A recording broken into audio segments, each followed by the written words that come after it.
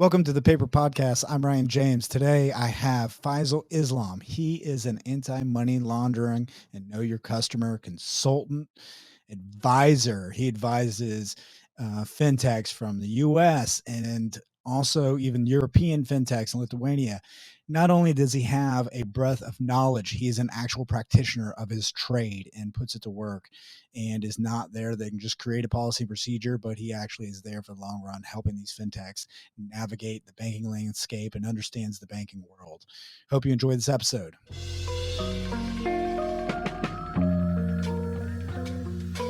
Cash rules everything around us. Money is a tool, it shouldn't confound us. We show you the do's and don'ts, the ins and outs. The financial world is changing, we give you the roadmap. When you follow the paper, watch your paper stack. With innovative thinking that's sure to have an impact. We give facts, cause the more you know will help you navigate this road and avoid potholes. Hello and welcome to the Paper Podcast. Today I'm excited to have here, I have Faisal Islam. He is a Fintech and Regtech specialist. And what I'm really excited about with this is not only does Faisal know the game, he's an actual practitioner. He works hand in hand with Fintechs. He advises them. He helps create policies, procedures, and works soup to nuts with international Fintechs, with domestic Fintechs. And welcome to the show, Faisal. Tell us a little bit about yourself.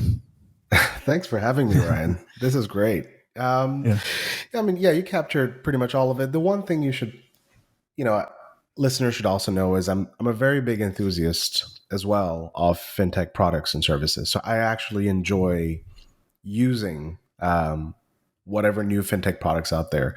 For me, a new fintech product is a shiny new thing that I get really attracted to, and I really want to dig deep into it. How does it work?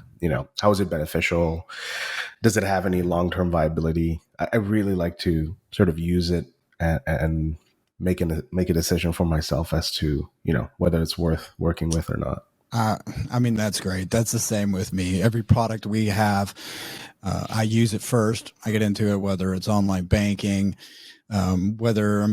before I was even going to offer accounts to crypto-related companies and fintechs, I use their products. I went through it, right, and to make sure. You've got to. Even when you go into the metaverse, I'm going to set up a avatar and go into Decentraland and see what it's about. You've got to. You can't just, as a bank, I'm going to go in the metaverse and I'm going to offer products to there. How about you actually go in there and do it? But it's a very known. So what you're doing is great. And at a bank level, that's, I think, pretty unique. There's actually a term in startup building called dog fooding, which means eating your own dog food that you're making. And you try on the products and services that you're selling yourself in order to, establish whether it's a good product and service that you yourself would use. And it allows you to understand and empathize with a customer that's going to be using it. Yeah, I love that. I'm for sure going to be using that one here in the near future.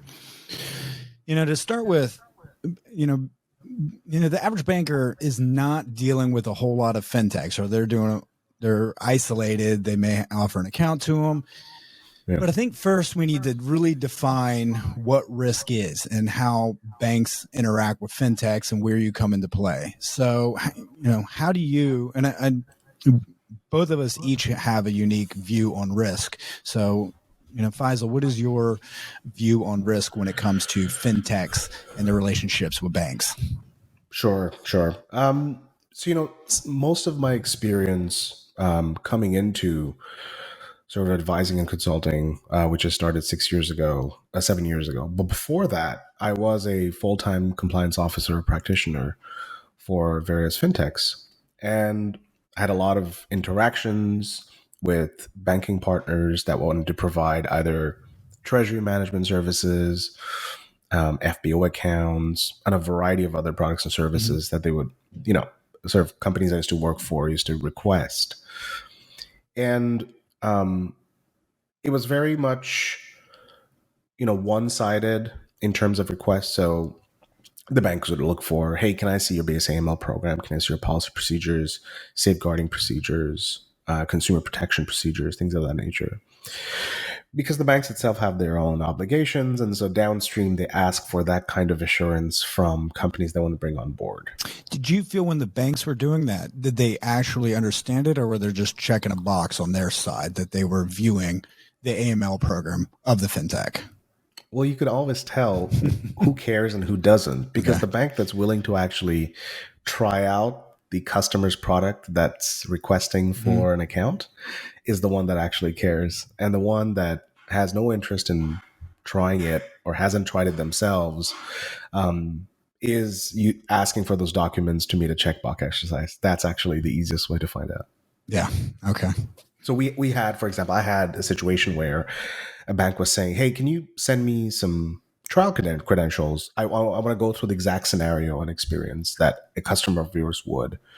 It was a very unique request, and scrambled through, and we got them the credentials, and they went through it. And they saw exactly what a customer would go through. That's how you know that a bank is actually vested into the success of the customer.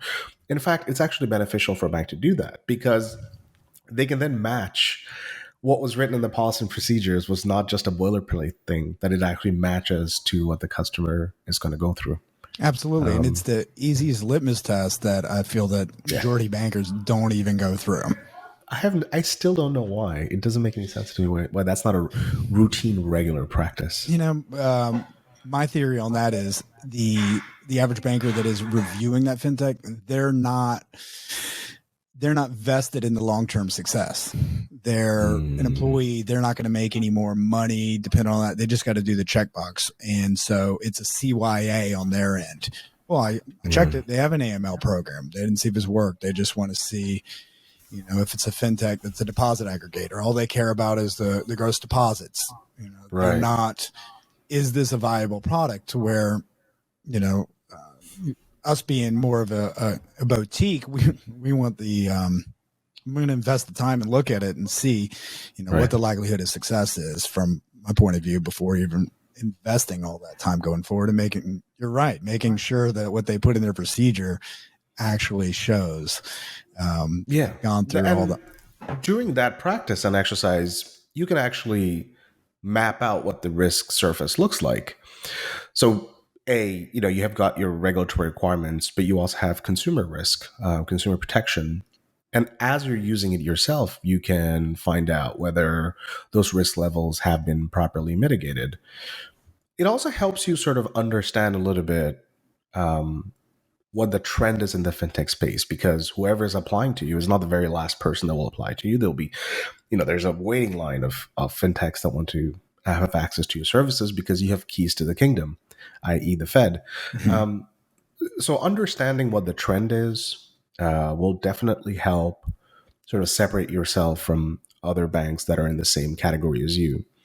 Yeah. Because like it or not, you know, it's a question of how well can you differentiate yourself from the competition, even from a bank level.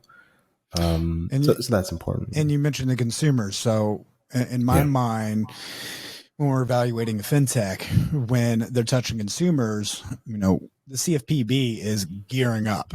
They are really going after anybody that's unfair and deceptive marketing practice consumers. So the pricing and everything of that, I think, is more important, because whether banks realize it or not, it can come back to the bank if their customer, the fintech, is doing that. So you know, they are the underlying person. They are it. Yeah, that's where the buck stops. Correct. And then, you know, as I was reading your LinkedIn bio, one thing that really struck out, it said you've worked with innovative and excellent companies as well as some evil and terrible companies. Is there any examples that you can give on the evil and terrible companies and how the bankers can actually, you know, look, what are some red flags that, you know, this may be an evil fintech we need to stay far, far away from? I don't think I can mention any without violating any disparagement clauses. Yeah, absolutely. There's some pretty good disparagement clauses in your sort of, you know, in your breach agreements. So you want to make sure that the disparagement clauses are not violated. But I'll give you some really, really good examples of behaviors that if you were to meet a fintech, you know, they're up to no good. So if they come up to you and sort of ask, hey, we want to do this transaction, and we want to get started in a week. So hasty sort of introduction. So they want to get started immediately. If they just, the only thing that they do in terms of any type of discussion around risk mitigation is just name dropping everything. So they're name dropping companies all the time. They're name dropping individuals all the time. Yeah.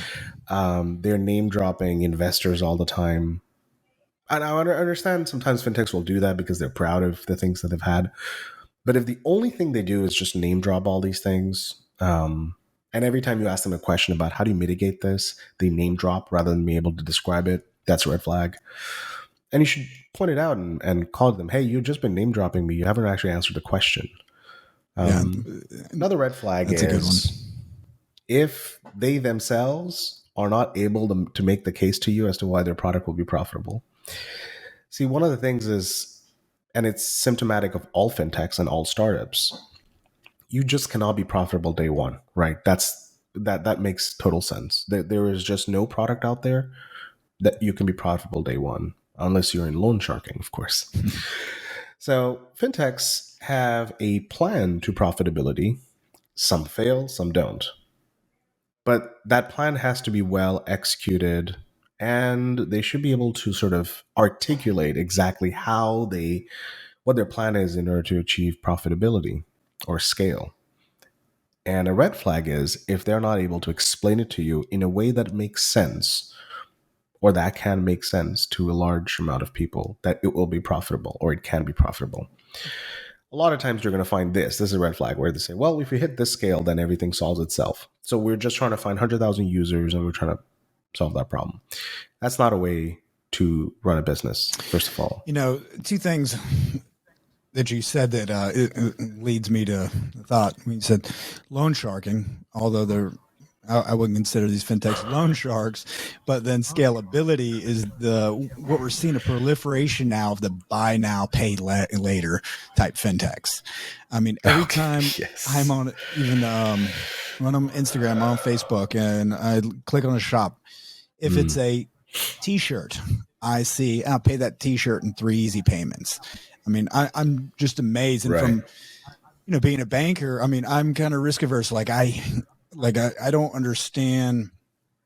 There's some products that I don't even want to offer because I think it just is bad habits to create. Yeah. And to me, that is an extreme one. Like, you shouldn't buy those clothes if you have to pay it in several payments. Like, why that is even offered, and how in this day and age with the CFPB worried about pricing, like that to me just is horrible for consumers. It is setting a bad example, and it is everywhere, and it looks like a lot of their stocks are tanking too.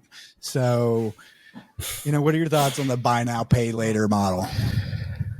Sure. The only part I'll disagree to what you said is for a consumer not to buy something if they can't afford it. I think I wouldn't agree with that, because that's why people use credit cards for a lot of their purchases. A lot of times they don't actually have the cash balance for the credit card itself, but the credit card is the option that they have in order to buy something right now. So the credit card is the original or OG buy now pay later product. The difference between the credit card product or any other loan product that a typical bank would issue and the gargantuan monstrosity that is BNPL is the following, is that when a credit is issued to you by a bank through a credit card, one of the things that they're doing is looking at your collateral and your ability to repay. Very simple things when you're trying to issue credit. BNPL, first of all, doesn't do that. That's one. Second, the collateral is that consumable product. There isn't really a hook. And on top of that, in a credit setting, there is a further collateral, which is they collateralize your credit score. So an asset of yours in order to be able to borrow more.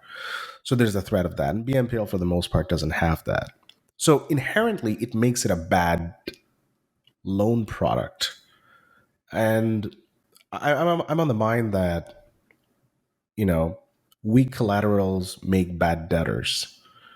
Correct. And what Yeah, I you're agree. really doing is having moral hazard in ensuring that the debt actually never gets collected for the most part. And you're turning off people from using that product again. And you're seeing that quite a bit. So if you take the example of Australia, which started the BNPL push a long time before, really, even the US for the most part, you're going to notice that now, several years later, most of all the BNPL providers that are listed on the Australian Stock Exchange are down about 99%. And it has nothing to do with the current climate. In fact, they've been down for quite a bit. Last year, they were just tanking already. This year, with the conditions, it's just going to be the absolute death knell for a few of them. And that's because primarily BNPL is not a good product. It doesn't actually help the buyer. It only helps the buyer in that very first transaction. But it doesn't really help them develop a proper spending pattern and a responsible spending pattern for future transactions. So do you think it carries over the likelihood of somebody using the BNPL to purchase a basic consumer good that they don't necessarily need at that moment? Do you think that carries on to other aspects of their life, or it's already indicative they already have that personality and they're going to continue it on regardless? Well, the data shows that the early users of BNPL, or at least the most prominent ones, are the ones that have a very thin credit file. So they're usually young people that haven't developed a spending sort of behavior yet. That's one. The second is it's folks that probably have a bad credit rating or are working towards to improving it and need an option to be able to purchase that consumable. And so using a BNPL product doesn't really improve any of those situations. In fact, what's really tragic is that the BNPL industry uses the advertising that, it helps build your credit behavior. But none of the BNPL providers actually send any of the behaviors to the credit bureaus. So I'm not sure exactly where that comes from. And then who is eating the cost on a 3-payment, $33, and they make 2 payments?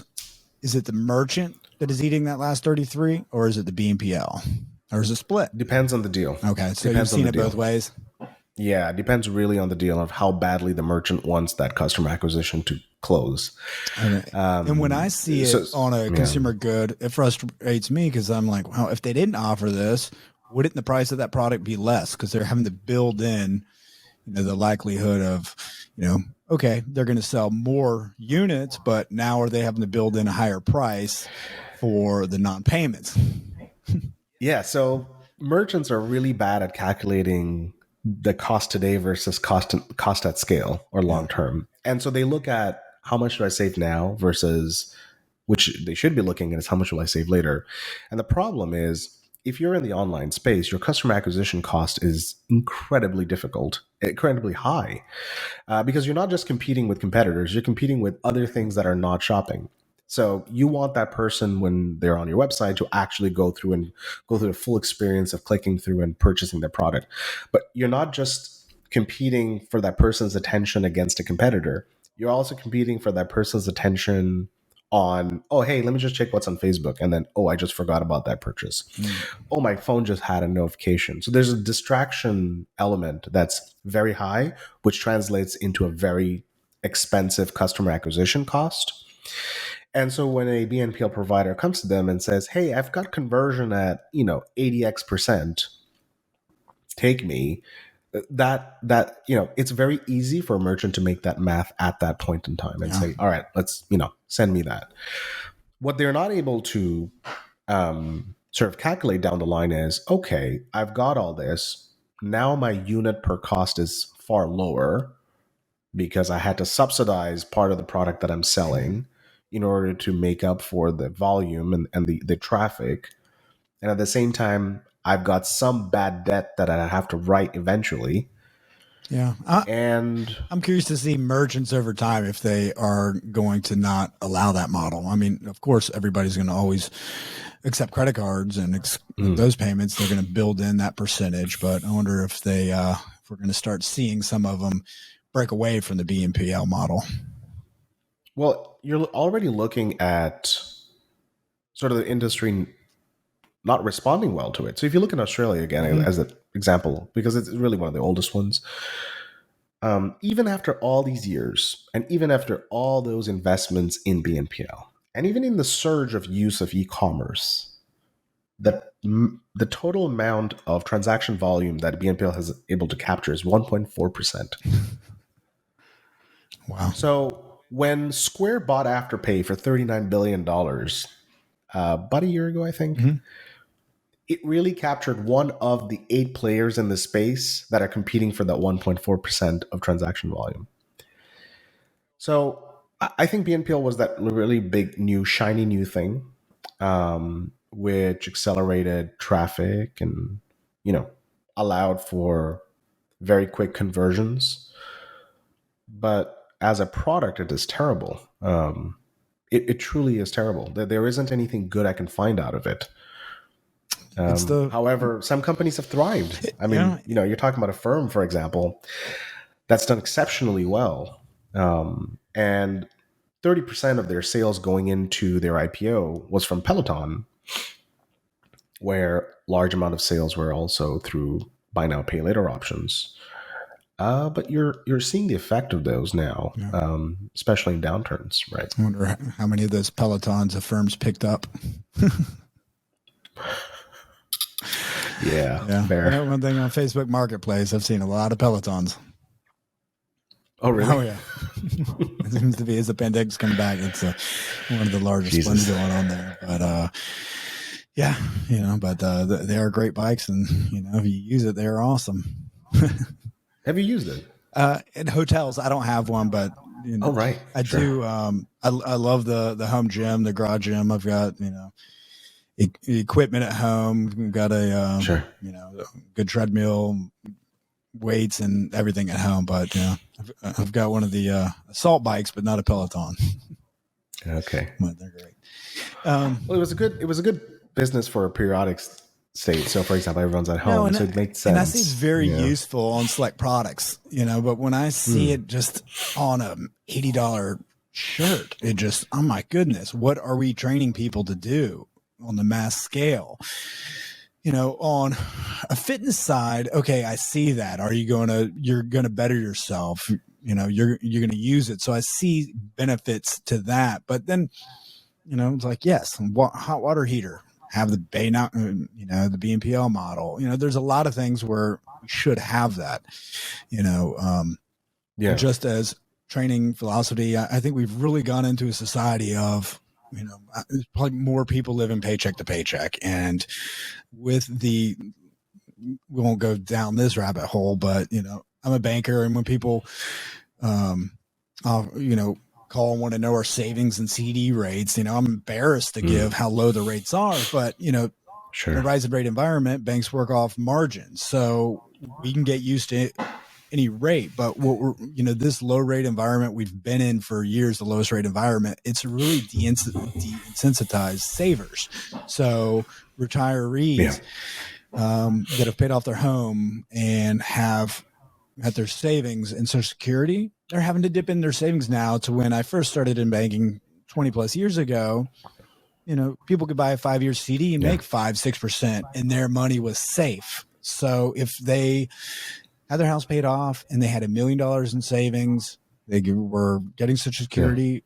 Okay, they were going to bring in 50, 60K a year safely, and they could live off of that and not impact their nest egg. But nowadays, you're going to impact your nest egg unless you're going into more risky ventures where you can, lose your principal investment. So, I mean, that's where it just keeps. And there's so much less disposable income. Because the median rate of earning sort of hasn't matched up to the spending parity. No. So there's less cash around to be able to save and put towards. And you're right. Some of those CD rates are, why even have it in the first place when you look at these rates, right? School, it was I get compound interest. I have not met one person that has made any money on compounded interest. They made money on investments, but it damn sure wasn't compounded interest. Humans are Well, we are notoriously bad at understanding what compound interest is. We're terrible at it. We can't fathom uh, what it means to have compounding interest on an investment, because we haven't been taught to that. Our brains are not also really wired for long-term strategy thinking. It's really short-term now. And it's always been the case, right? Now, depending on how you've been raised, there's this concept of save it for a rainy day. So that allows you to sort of, transition to the compounding. But to bring it to the earlier point, I don't just blame BNPLs for the state of it. I also blame banks that back them. So BNPL companies itself don't loan out of their balance sheet, right? They're lending out of a bank's balance sheet. Tranches that the banks are providing to them. Correct. And banks were under a lot of pressure during a certain point in time for the amount of loan issuance numbers that have been declining. So when BNPL people come and say, "Hey, I've got this great product for you to increase your loan issuance numbers. It's online, it's fancy, you can call yourself progressive." Yeah. They jumped on Higher board. rate So in a short term over, a 3 to 9 month period. And yeah. And I think banks, what they did in those situations is they heard the product was lending, and instantly in their mind they said, "Well, this is great." And they didn't actually ask any of the BNPL partners, "Hey, how are you going to make this profitable at scale?" So remember the first point, what I said is one of the big issues is if the partner you're trying to have a discussion with is not able to articulate in a clear way how it's going to be profitable at scale, even though it might be obvious, then you've got a problem. And I can imagine if a proper banker that was sort of, sober and, clear-headed, that asked, "Okay, you're issuing loans. That's great. The most profitable and only profitable banking product that has ever existed and will always be. But tell me exactly how you're going to be profitable." It has to be a win-win for it to have longevity. Yeah. And it hasn't been, which is why you have BNPL providers getting absolutely slaughtered, because it's not inherently profitable. Now, the majority of your consultant now has led you overseas in the European fintechs, and with a proliferation of fintechs that are, putting a stake in the ground in Lithuania. So how is that becoming a major player in the European fintech set? Yeah, I mean, my sort of added focus onto the European sector, specifically Lithuania, came sort of accidentally. I was working already with a Dutch fintech in Netherlands itself, and I was in Amsterdam, and the fintech I was working with was a Regtech vendor where they sold anti-money laundering systems to fintechs. And a large portion of buyers started coming in from Lithuania. It just so happened that due to Brexit, UK payment service providers and e-money issuers needed to have a European sort of office or location in order to be able to serve the EU member states. Prior to that, having your UK sort of license was sufficient to be able to scale across Europe. But post-Brexit, it's not. And a vast majority of UK companies decided to license themselves and start their European office in Lithuania. And so right now, Lithuania is pretty much the biggest European sort of fintech capital because of that. And there are multiple reasons why I went into that. We can talk about it. But when I noticed that was happening, I decided to just learn a little bit more. Lithuania wasn't really on the map for the longest time. We hear about Dutch startups, Spanish a few, some French, definitely a lot of UK, but Lithuanian wasn't really on the map as much. But it is now, and so I got a chance to really work with Lithuanian fintechs quite a bit, and still have a few clients there. I'm actually going back there in about a month to visit a few and work on a few projects there. But it's been really interesting about the multiple factors that went into that. Yeah, absolutely. What are some of the, Faisal, if you don't mind, what are the top reasons you believe Lithuania is a great headquarters for European fintechs? Sure. There are multiple reasons. So the Bank of Lithuania, which is the central bank itself, but also has an arm that licenses and supervises payment companies and EMIs and so on, has a fairly comprehensive structure into achieving sort of their approval, has a monitoring structure into making sure that you keep their approval.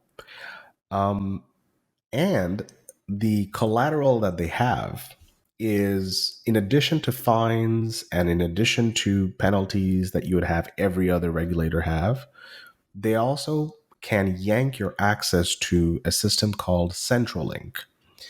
And what CentralLink is a interface for the Lithuanian startups to be able to directly access the European payment rails.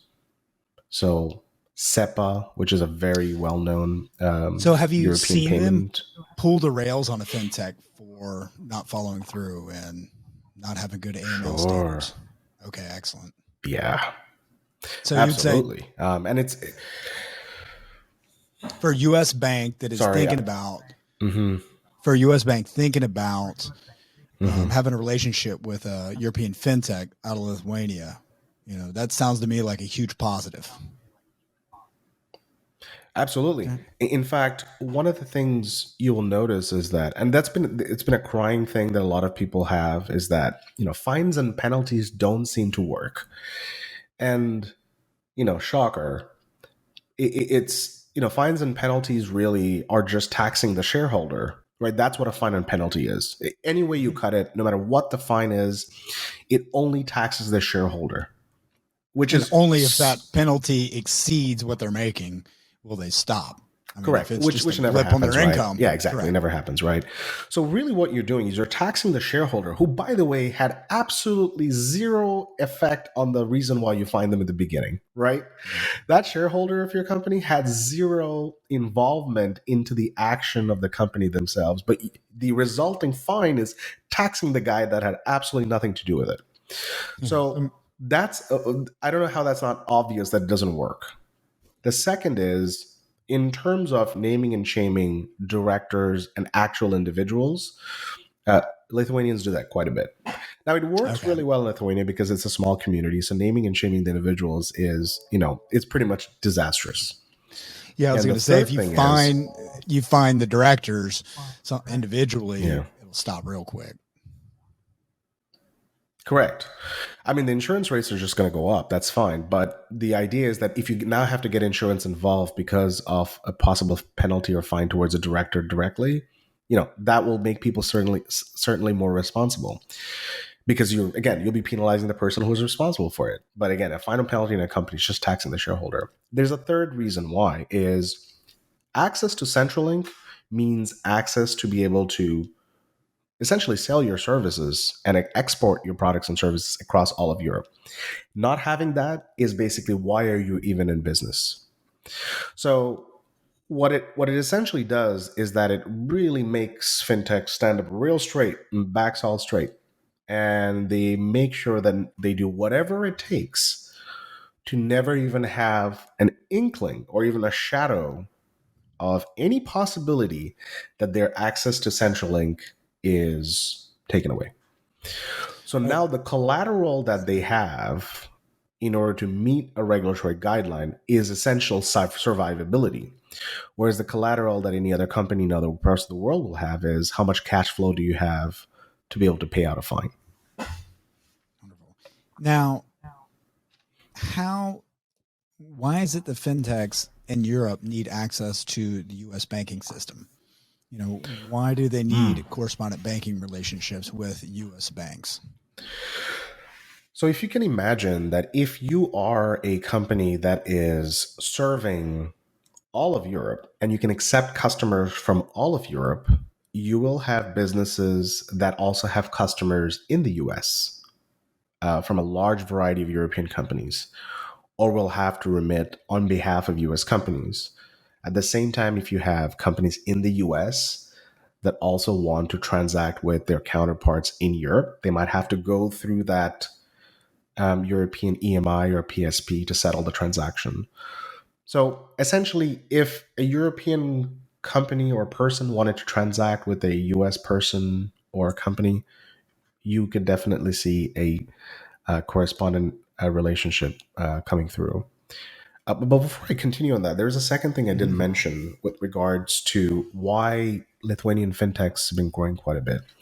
And that is also cost of labor. So when you think about sort of how much you have to invest in people and resources in order to stand up a risk and AML program, it's incredibly cheap. So if you imagine a fintech compliance officer in the San Francisco, Silicon Valley area, or really anywhere else in the United States or even in Canada, yeah, you're looking at, even if it's a startup, you're looking at 150 as a starting salary, bonus, equity, and so on. In a fintech startup in Lithuania, the highest salary that I have seen for the head of compliance of a fintech is roughly 70,000 to 80,000 euros. And how does the And quality we're talking of about that, someone who has how does the quality of that individual compare to the 150 in America? Are they on point, just as good, if not better? Well, think about it this way. If you are earning one of the highest salaries in your field in a certain country, and you know that the success of your performance of your work depends on the survivability of that company to still maintain access to Centralink, you do a little bit better. In fact, you're motivated a little bit better to do it because there's risk versus reward right there. Exactly. And what you have, then what you don't have is you have compliance officers that I see quite a bit in the US and Canada where it's a lot of, I did what I had to do, I documented everything, and I want to make sure senior management board approves it, which is great, but you're not actually vested into ensuring that there is a success. The entire effort that I see in compliance officers is, what can I do to make sure I'm never be blamed? Absolutely. And I've seen it in banks here, and compliance officers and BSA officers.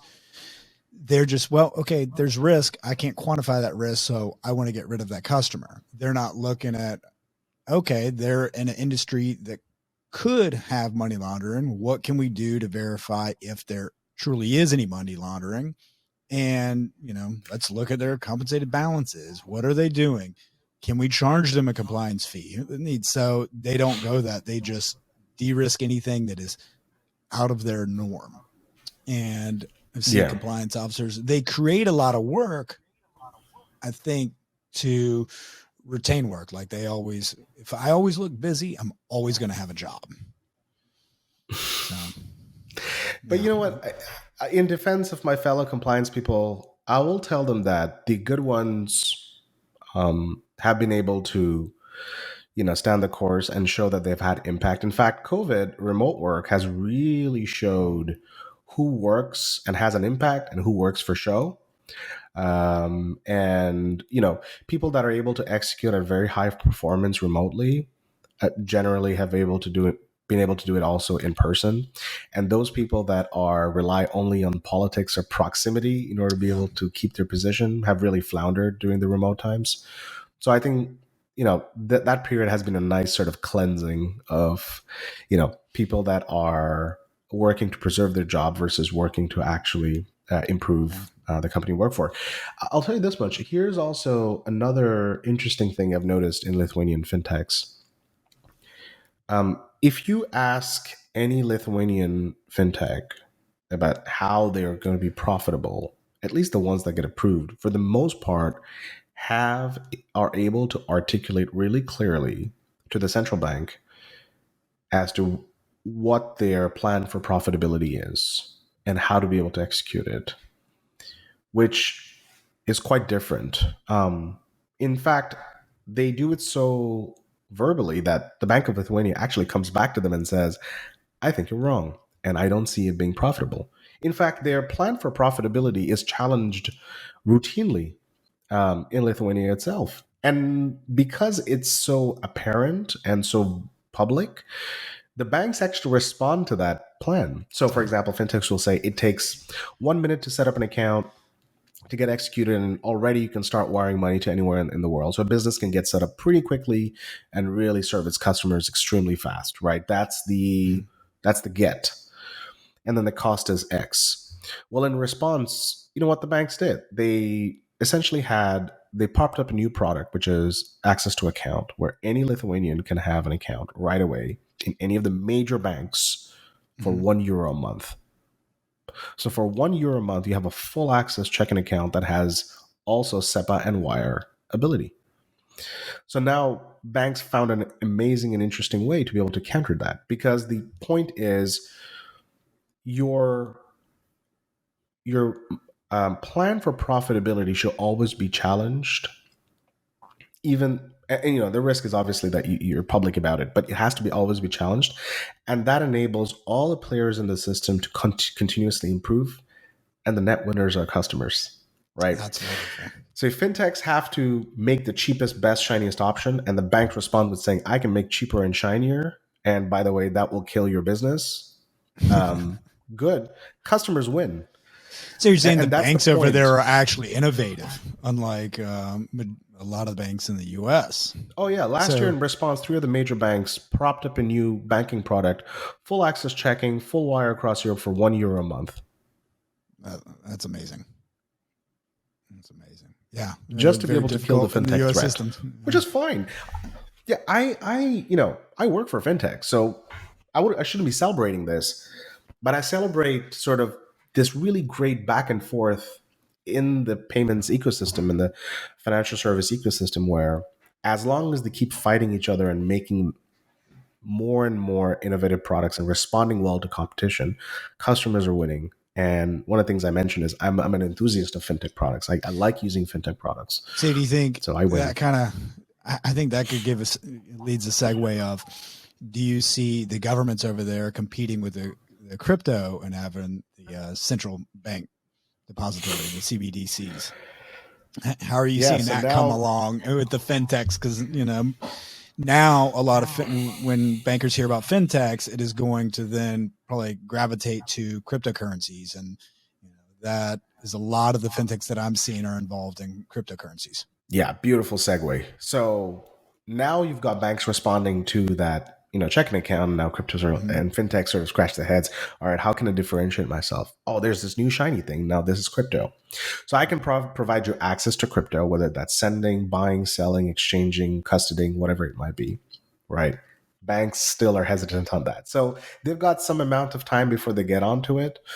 So you see fintechs in Lithuania sort of have access to buy-sell services for crypto. In fact, the 3 countries in the Baltics, Lithuania, Estonia, and Latvia, have some amount of a regulatory framework for companies that want to trade in cryptocurrency. And in Europe, that term is called a VASP, a virtual asset service provider, but that's only because FATF coined that term, so it's just used regularly there. And they have catering services to sort of VASPs. Estonia had actually a regulatory and prudential framework several years back. They've updated that last year. One of the big updates is one of the initial capitals in order to be able to VASP, let's say 5-6 years ago, was only €12,000, and Estonia just increased it all the way to 350,000 as standing capital. And in order to be able to have that effect, they did something brilliant. They basically said, this year everyone is revoked, everyone's license is revoked, and if you want to get it back, just meet those new requirements. And so if you're not able to meet it, you basically just die out, which is such a severe-handed and perfect way of doing it. If you want to keep your standing up, just changed it. And what you then saw is a large sort of exodus of VASPs that were not able to be profitable. Because if you're in the crypto business and you can't prop up €350,000 of standing capital, there's an inherent problem with your profitability plan. For sure. So again, that whole type of profitability was not mentioned and not talked about and challenged. But what they did is they moved to Lithuania, because Lithuania yet doesn't have a prudential framework for supervising. They only have a registration requirement for VASPs and cryptocurrencies. And so you saw this large flood of companies in Okay. there. But Lithuania, the Bank of Lithuania is charging ahead. And I know on good authority that they've already started working on their framework. And I think in less than a year, they're going to have a prudential framework out for VASPs, which is incredibly fast, compared to some other regulatory advances we know about. But yeah, that's how they're adjusting towards it. So do you see the U.S. creating their own CBDC? Oh, I don't even know what the point of a CBDC is. I don't actually know how it betters the individual customer or individual citizen, I should actually say. A CBDC, the way I see it, is a central bank's last ditch effort to take part in the consumer behavior and consumer payments, because right now that's all being catered by private company and private money, right? So it's really a central government's last ditch effort into that. But people are mistaking that for the abolishment of banknotes. And by the way, there isn't a single central bank out there that is working on a CBDC project that has ever said that it will stop issuing banknotes. The point is not that. The point is to be able to create some type of channel between commercial banks and retail banks. Yeah, and I think with the recent collapse of the so-called stable coins that ended up not being as stable as what they thought in their logarithms, would that be if the U.S. created their digital currency that was one-to-one with the U.S. dollar, that it could still, connect to the ecosystem, to the crypto ecosystem? I could see that, so people don't have to go off rails into USD. They can still stay in the DeFi with a central kind of backed cryptocurrency. Yeah.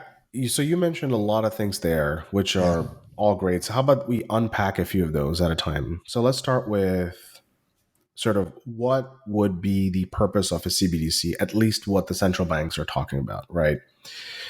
For the most part, there is actually some advantages. So if you talk about regional central banks that have a supply problem whenever they want to buy US dollar, or they have they have access to US dollar problem, so to speak.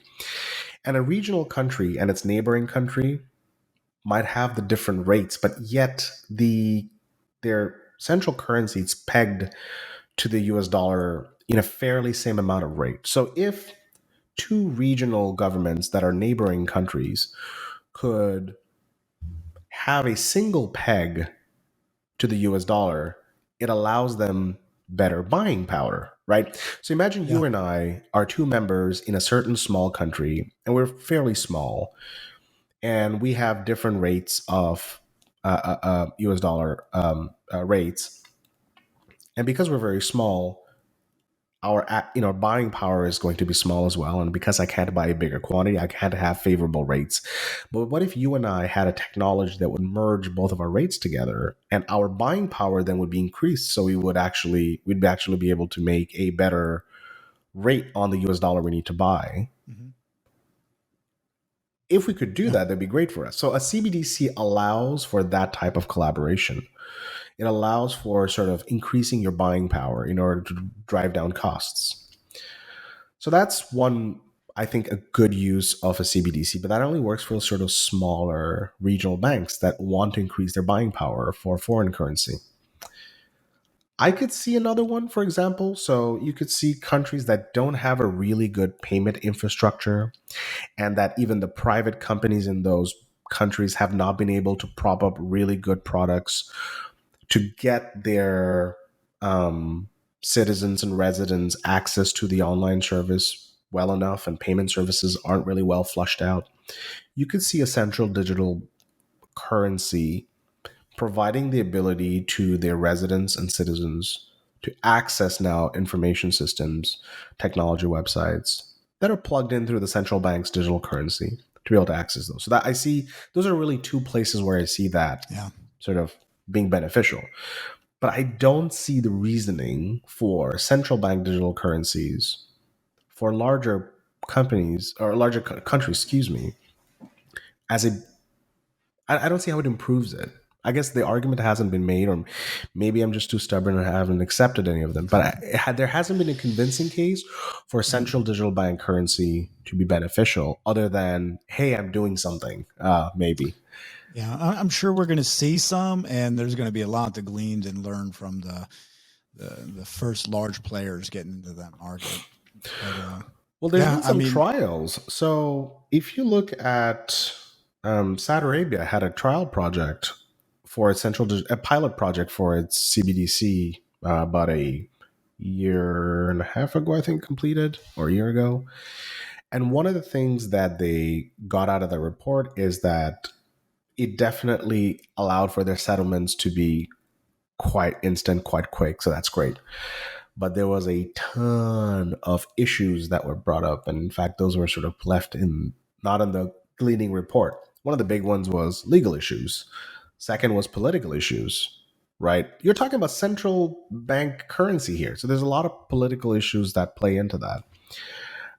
Technology issues for sure, because a central bank now has to ultimately it would be a lot easier for the country to grab and take a hold of consumers. So, depending on the country, you're going to have provided very reluctant. Provided it is completely private and completely anonymous, I can see a success scenario for central digital bank currencies. Yeah. If it can truly be anonymous and truly be private, I can see a success scenario. Yes. Yeah, I don't. And that might be odd to hear. We can expand on that. Well, the thing is, it has to happen. So let me give you an example of this. A central bank digital currency, a sovereign country's currency, has to be able to be anonymous and private in the hands of citizens. And it's odd from an AML and compliance point of view to actually say that, but a central bank's currency has to be anonymous and private. Why? Well, first of all, if you look at examples where certain of those items have been betrayed, and I'm not even going to talk about third world countries where there is, lots of repression. I'm talking about here in North America. Mm-hmm. So roughly about a year ago in Canada, which is where I am right now, there was a large sort of, what do I say? A large protest of truckers that were going into Ottawa. And they were protesting from the familiar parliament. With that, yeah. Exactly. You guys heard about that. And one of the things that they did is they were able to, large protests, gather a lot of attentions, and they were protesting about whatever their cause was. Now, it actually doesn't matter in this conversation whether you agree with their cause or not. That's not the point of it. But I'm going to describe something here. So the large amount of Canadians are more left-leaning for now and didn't actually support a lot of the protesters, which is, again, doesn't matter to this conversation here. The point is, in order to be able to push back on the protesters, the Canadian government enacted what was called the Emergency Act. And the Emergency Act essentially deputized banks and any financial institution to block and or seize any transactions to these protesters by first identifying them. And so the bank said, this is the act in place, put together this process. There's a list coming with names on it. Once your process is in place, we're going to add the names on the list and you should block and or intercept and so on and so forth.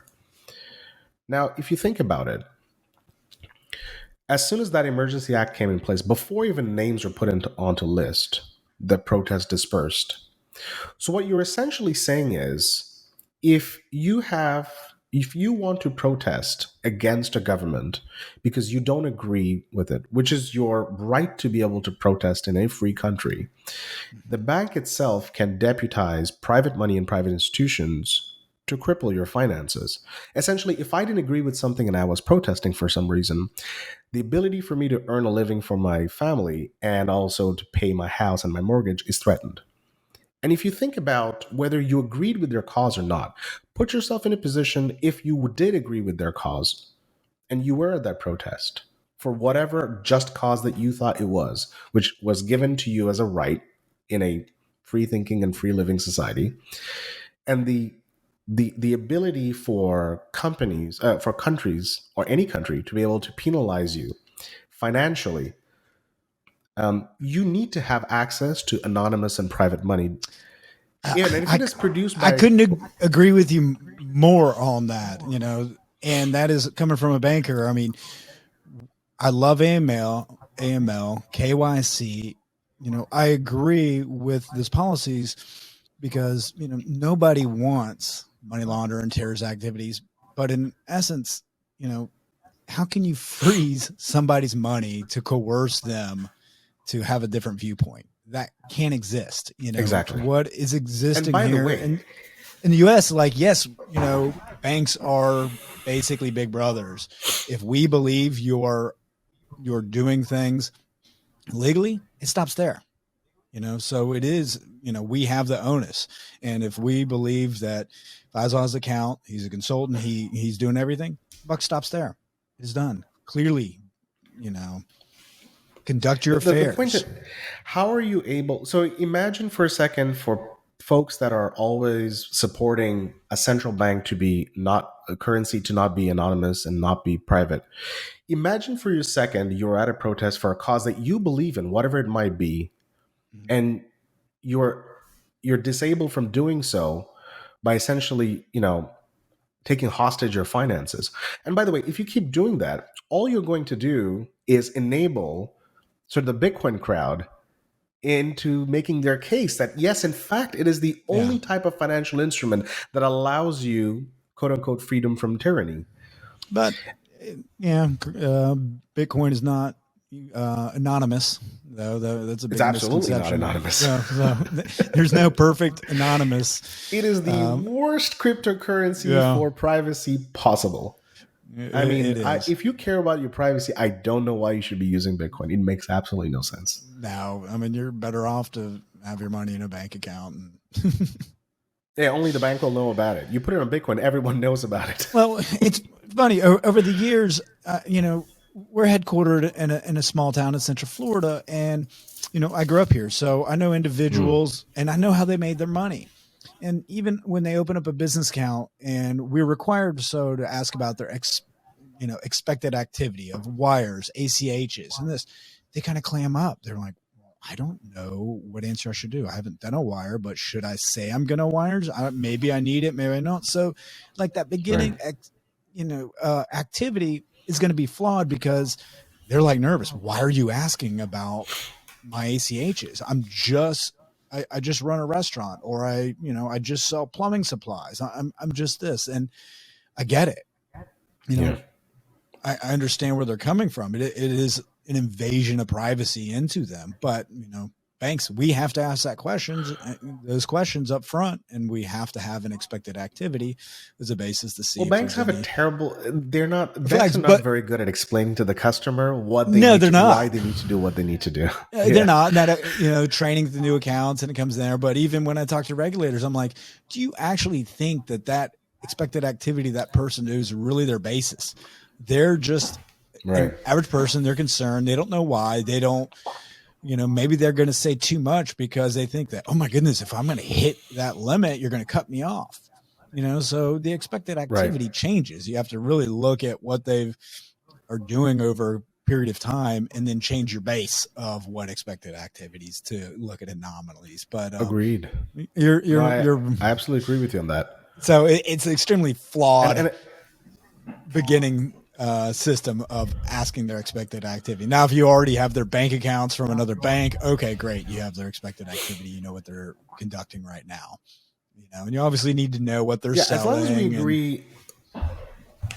As long as we agree that private institutions are the ones that need to do this better, right? Mm-hmm. Not only the approach of how they ask questions on source of funds and purpose of account and so on and so forth. It doesn't, just because it's not being done well doesn't mean that responsibility now of de-anonymizing transactions and purpose should fall onto the central bank, which is why I agree. Any currency that a central bank should issue should be in line with the privacy principles and liberty principles of the residents of that country. And I can't imagine if the Federal Reserve was to issue its digital centralized currency, would even consider having a central currency that was anything but private, completely private to that person in that ownership. I couldn't imagine your everyday American being okay with a sovereign currency being completely open to one. But To bring it back, by the way, so you mentioned in the early one, and I promised we'd unpack this, you made a transition to stablecoins. So one of the things that a central digital currency can do is compete with stablecoins, which is private stable money, right? Mm-hmm. And I think that could be certainly interesting because there's been a lot of interest about stablecoins. There's a lot of news about stablecoins recently, right?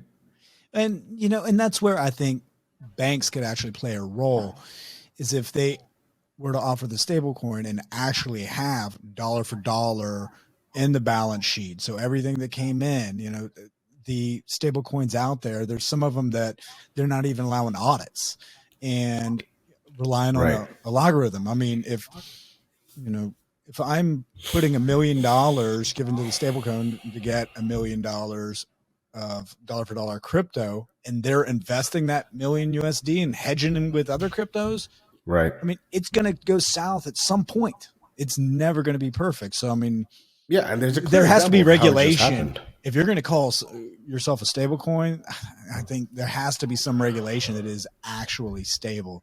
That, if there's a trillion stable coins issued, they better have $1 trillion in liquidity that they can access in 5 seconds.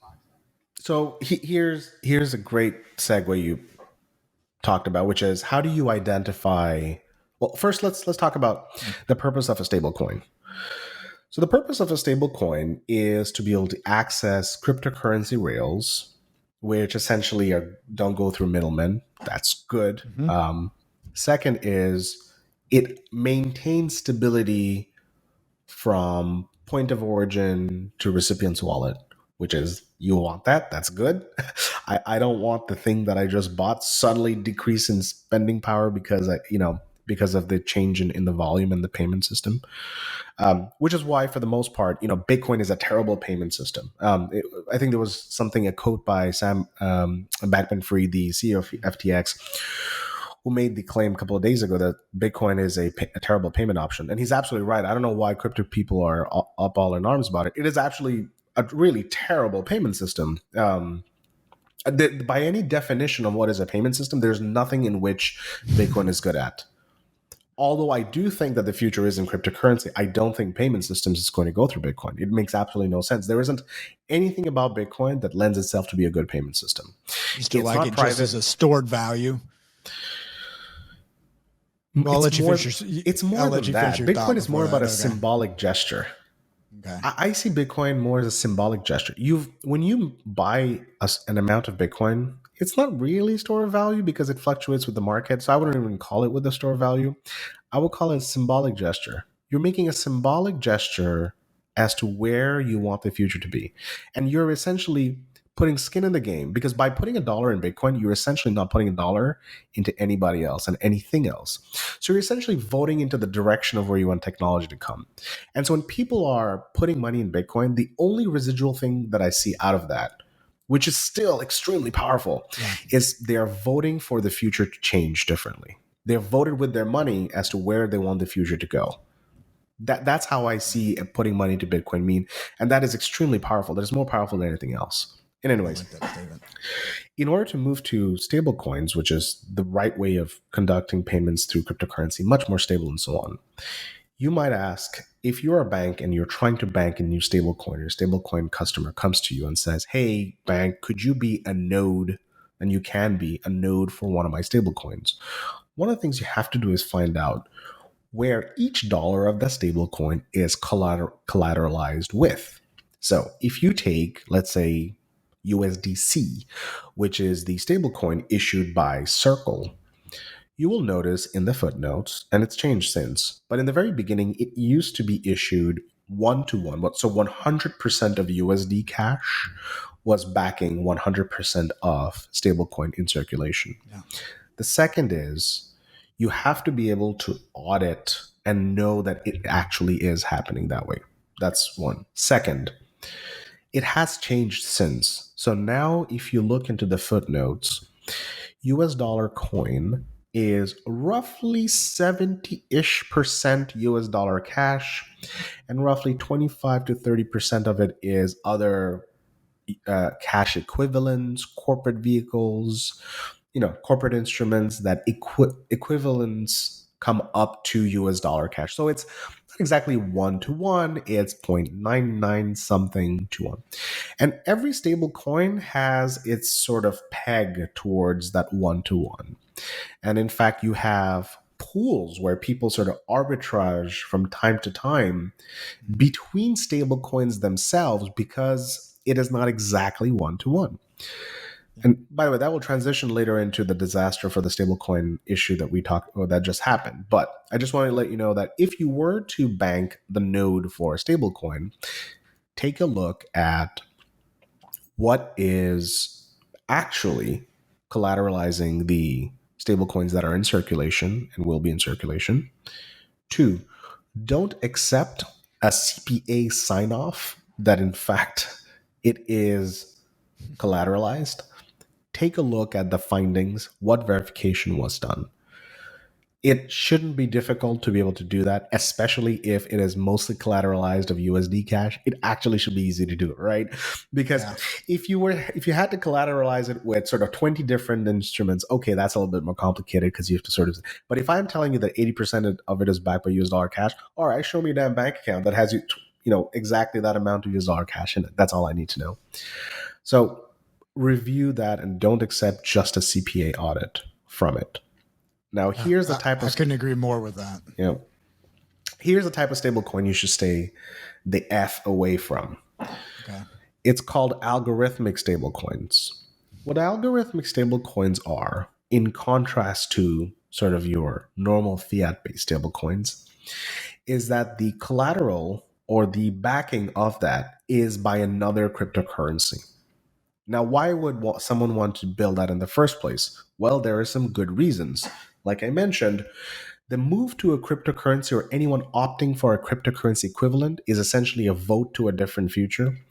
So when stablecoins came out, even though they were cryptocurrency derived, the backing was still fiat based. And so ideologically, there was an initiative to move to a cryptocurrency equivalent, which is instead of backing it by fiat equivalent or US dollar equivalent objects, you have a cryptocurrency based object as a result. So you have a different cryptocurrency that backs that stablecoin.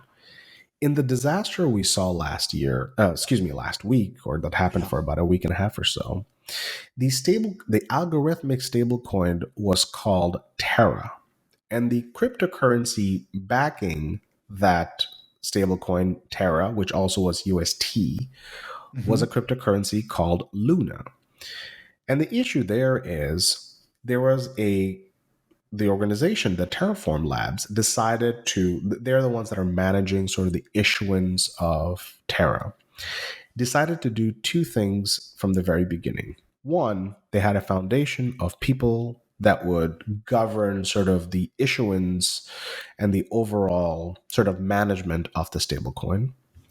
They also had a different structure for the amount of Lunas, which is a whole different cryptocurrency, would be going on.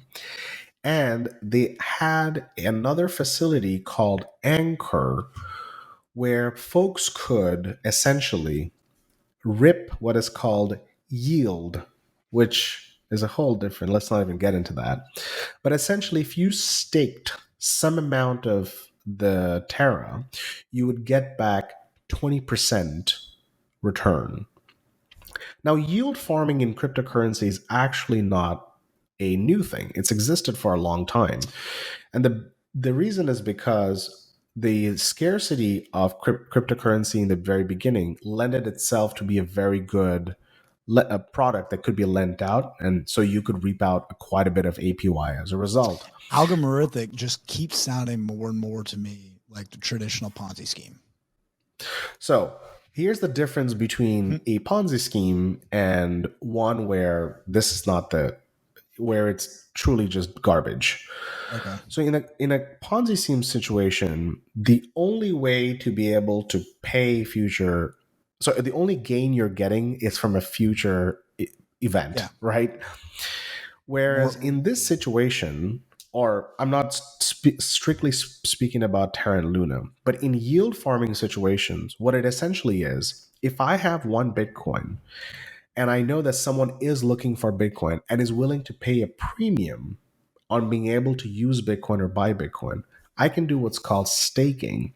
Means I temporarily relinquish ownership of that Bitcoin for someone to be able to lend it out, and I make a spread on the interest that they are charging, which is known as yield farming. Okay. It's not any different than in the traditional space where people do shorting of different instruments, I was where I'm just gonna lending say it that. out in return. Exactly. Yep, So, that's shorting the stock. Correct. so yield farming actually has existed in cryptocurrency quite a bit, and in some instruments it makes sense, especially cryptocurrencies that have a high amount of demand. You can have yield farming in certain sort of cryptocurrencies. There was not a very big demand of it, but you can sort of put a yield farming mechanism in place, which some folks are already used to, and incentivize them to want to get more return out of it. And so for the longest time on Anchor, people would get yields of roughly 20% yield if they were to stake Terra. Now here's what happened. The Luna and Terra, let's just talk about Terra for now. Terra was very, very ambitious. UST, that algorithmic stablecoin, was very ambitious. And there was a pool on a decentralized network, on a DeFi, called Curve. So Curve is a DeFi pool itself. And a DeFi pool essentially is where multiple coins are sort of put there, and anyone that wants access to liquidity for all those different coins can trade back and forth. It's essentially a liquidity pool, but that's decentralized. And there was a 3 pool on Curve, which is the decentralized, the DeFi network there. And the 3 of them were USDC, which is a stablecoin issued by Circle, DAI, which is another stablecoin issued by DAO, and there was Tether, which is another stablecoin issued by another company. And that was called the 3 pool. Terra had an issue with DAI, which is one of the Tether coins, and which is a stablecoin, and they wanted to essentially kill them. So what Terra decided to do was create a 4 pool. And the 4 pool would be USDC would be there, so would be Terra, but UST, Tether, and another sort of 4th one would be now the pool. And the point was they wanted to create this large 4 pool to essentially knock DAI off, and so there would be no demand out of it. The point is, when they started making that move from the 3 pool to the 4 pool, when Terra started creating that 4 pool, there was a large amount of liquidity that was getting drained. As a result, a big bag holder, and we don't know who, saw probably the liquidity dropping and dumped all their Terra right there in that 4 pool because they thought the liquidity was dropping. When they dropped a large amount of liquidity and just grabbed all the USDC and the Tether, the actual stable coins that were fiat backed, and then moved out, that created a high amount of supply in the overall access to Terra. And so you had large buyers that already saw it, and they still saw that drop. So they started dumping their Terra. And as a result, it just was in free fall. It was just non-stoppable. And that's essentially what precipitated this entire thing. Now, whether that first dump that was made by that individual or individuals, when they saw that drop, when the 4 pool was being created, whether that was intentional or not, we don't know. And I think the most probable explanation, to be very honest, is I think because you've got a lot of sophisticated systems that are monitoring the stablecoin, especially those that have skin in the game, and they're quite reactive. So if they saw a certain move happening, they would react as a result and probably execute a sell order right away. Yeah. But because they're so big, it has an overall impact and what's called, it's essentially constrains the supply. And so that people notice that and others just jump on it because the system is what's called reflexive. Because it's very reflexive, it drains a lot of momentum very quickly. And that's what ended up happening. As soon as that first happened, everyone started dumping their Terras. And because they started dumping their Terras, and it was the right amount of the right time in sort of now, because everyone is selling regardless in whatever market you are, whether that's public markets or private markets, people are just selling them. Yeah. everyone just jumped on board. And literally within 24 to 48 hours, it was an absolute free fall. It was in such free fall that those that short any type of instrument were still not shorting, just as it was in such free fall that short traders were not even shorting it. Yeah. No, Because the point such is you few can only players short- too yeah. made it drop so far. So it's like the antithesis is stable. They didn't have the liquidity to provide everybody that needed out. And then just a handful of players made it drop so significantly. You know? Yes, the system is very reflexive. It has high reflexivity, which essentially means that it's able to pull a lot of momentum very, very quickly.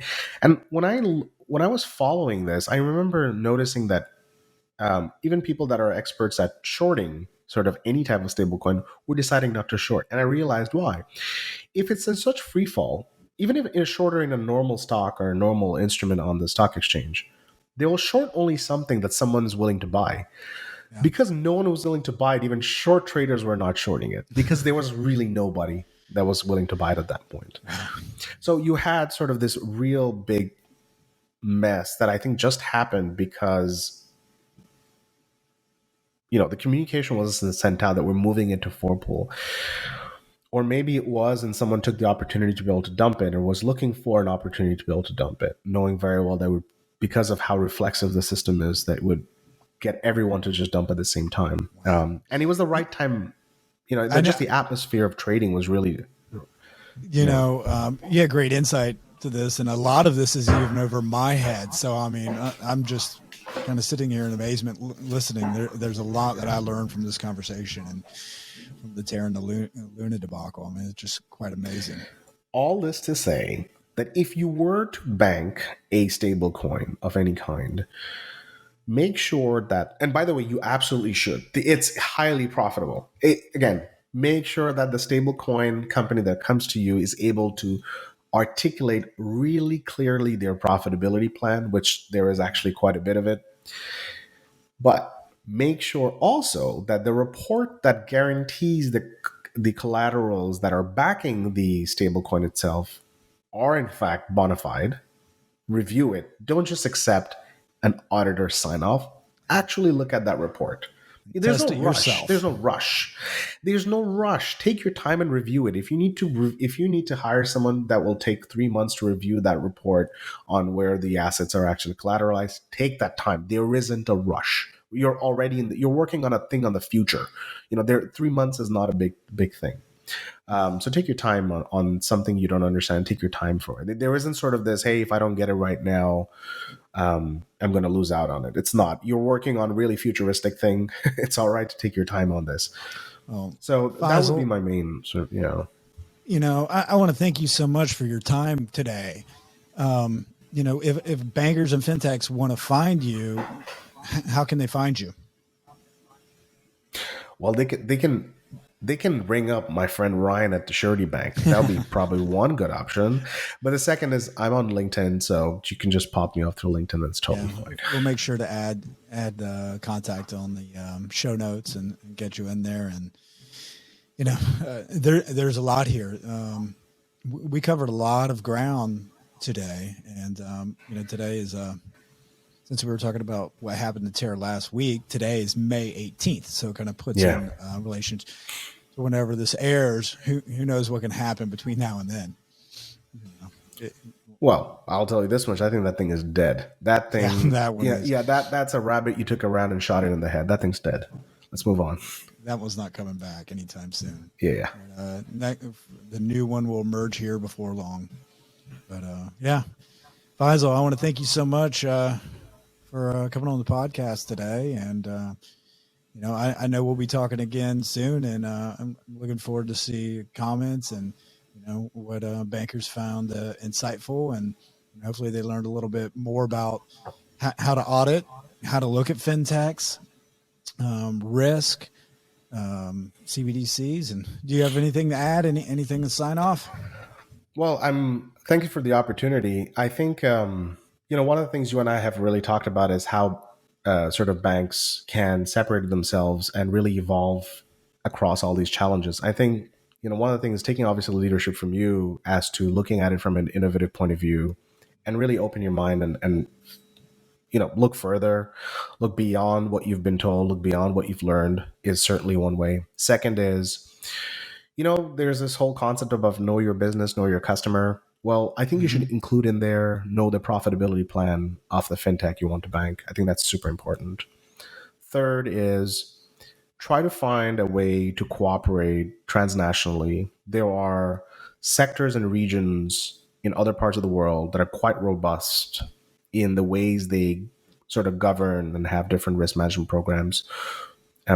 Go towards that. Try to make meaningful partnerships to better not only your customers, but also your shareholders, and then, sort of future partnerships. And then fourth, stable coins that are fiat based and are auditable and verifiable are great. Algorithmic stable coins are rat poison.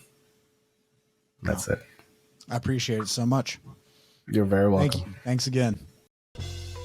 Thank you for joining the Paper Podcast. I'm Ryan James, and that was just a fantastic episode. I could have talked for hours with Faisal on this. There was just a lot that I'm going to continue. I'm going to be reviewing the notes and going back to, and I'm going to be probably reaching back out to him for some questions. Please leave your comments, hit the like button, subscribe. Let me know what you would like to see in future episodes. Any individuals you think would be great to interview, please let me know. Thank you and have a great day.